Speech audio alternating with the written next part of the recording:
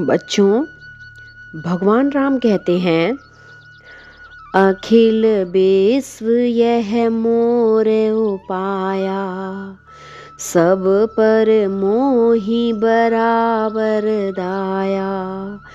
भगवान राम कहते हैं, अखिल विश्व यह मोर उपाया, मतलब इस पूरे संसार को मैंने ही पैदा किया है, इसलिए सब पर मोहि बराबर दाया, इसलिए मैं सब पर दया करता हूँ। सब मम प्रिय सब मम उपजाए, सब मम प्रिय। प्रकृति में जितने भी तत्व हैं सबको मैंने पैदा किया है। सब मम प्रिय सब मम उपजाए, सबको मैंने ही पैदा किया है, इसलिए सभी मुझे बहुत प्रिय हैं। लेकिन सबते अधिक मनुज मोहि भाए, लेकिन मुझे सबसे अधिक मनुष्य प्रिय है। बच्चों, हमारे सभी धर्म ग्रंथों में कहीं भी भगवान ने ये बात नहीं कही है कि मुझे हिंदू प्रिय है या मुसलमान प्रिय है या ईसाई प्रिय है या किसी खास जाति धर्म के इंसान प्रिय हैं। उन्होंने कहा है कि मुझे सबसे अधिक मनुष्य प्रिय है। अब वे मनुष्य किसी भी देश के हों, मतलब भारत के हों, पाकिस्तान के हों, अमेरिका के हों, चीन के हों, जापान के हों, कहीं के भी हो सकते हैं, क्योंकि मनुष्य तो पूरी पृथ्वी पर ही रहते हैं, है ना। तो बच्चों, अब भगवान को मनुष्य ही सबसे ज़्यादा क्यों अच्छे लगते हैं, इसे बच्चों हम इस चित्र के द्वारा समझेंगे। ठीक है। इस चित्र में बच्चों हमें एक सीढ़ी दिखाई दे रही है ना, जो ईश्वर की ओर जा रही है। इसमें हमें दिखाई दे रहा है कि इसमें प्रकृति भी है, जीव जंतु भी हैं, मनुष्य भी हैं, लेकिन ईश्वर के जो सबसे पास है वो मनुष्य है। बाकी सब जीव जंतु, सूर्य, चंद्रमा सभी ईश्वर से दूर हैं। बच्चों, इस पूरी पृथ्वी पर 84 लाख योनियां हैं। 84 लैक्स, मतलब 84 लाख प्रकार के जीव जंतु हैं, जैसे सांप है, मछली है, हाथी है, चूहे हैं, शेर हैं, घोड़े हैं, कीड़े मकोड़े हैं, केचुए हैं, छिपकली है, पेड़ पौधे हैं, चिड़िया हैं, मगरमच्छ हैं, और भी पता नहीं कितने प्रकार के जीव हैं जिन्हें हम जानते भी नहीं हैं। इसमें मनुष्य भी आता है। तो मनुष्य में ऐसी क्या खास बात है कि भगवान उसे सबसे ज़्यादा प्यार करते हैं, आपको पता है? तो चलो इस बात का पता लगाते हैं कि इन 84 लाख प्रकार के जीवों में से भगवान को मनुष्य सबसे ज़्यादा प्यारे क्यों हैं। अब बच्चों, पिछली कक्षा में हमने पढ़ा था कि भगवान ने मनुष्य जाति को 4 प्रकार के मुख्य धर्म बताए हैं, पढ़ा था ना।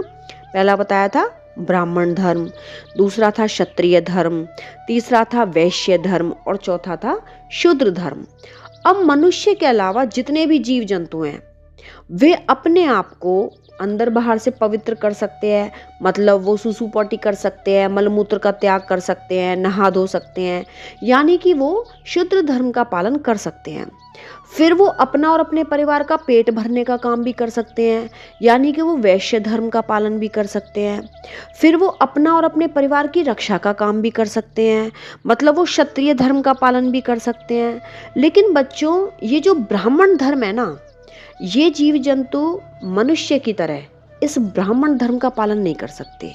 ये जीव जंतु ईश्वर को नहीं समझ सकते, ये कभी भजन नहीं गा सकते, ये कभी ईश्वर की लीलाओं को नहीं समझ सकते, ये कभी धर्म ग्रंथ नहीं पढ़ सकते, वे अपने विचारों को ऊंचा बनाने के लिए कोई काम नहीं कर सकते, जिसकी वजह से वे अपने कर्मों को भी शुद्ध नहीं कर सकते।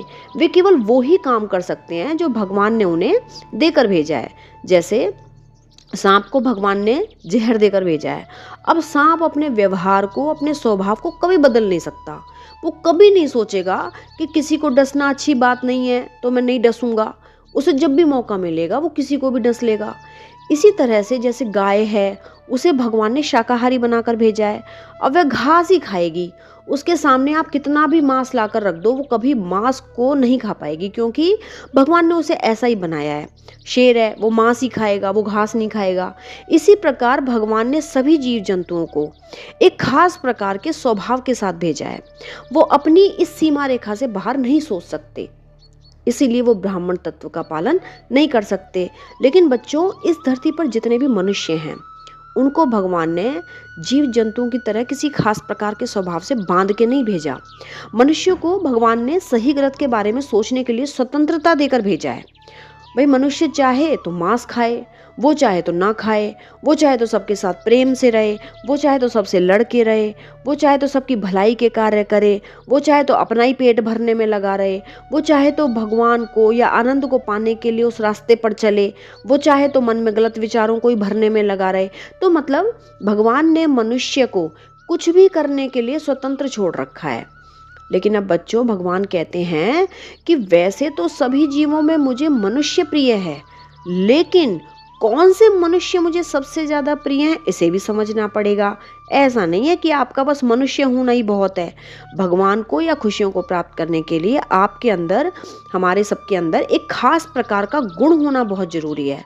अगर मनुष्य में वो गुण होगा तो भगवान को वो मनुष्य सबसे ज्यादा प्यारा लगेगा, और फिर भगवान उसे जन्म और मृत्यु के चक्र में दोबारा नहीं डालेंगे। ठीक वैसे ही जैसे नदियां समुद्र में मिलने के बाद फिर समुद्री हो जाती हैं, फिर उन्हें कभी नदी बन के यात्रा नहीं करनी पड़ती। इसी तरह उस गुण को अपनाने से भगवान हमें हमेशा के लिए इस बंधन से मुक्त करके अपने में ही मिला लेते हैं, और फिर हमें इस संसार में वापस नहीं आना पड़ता।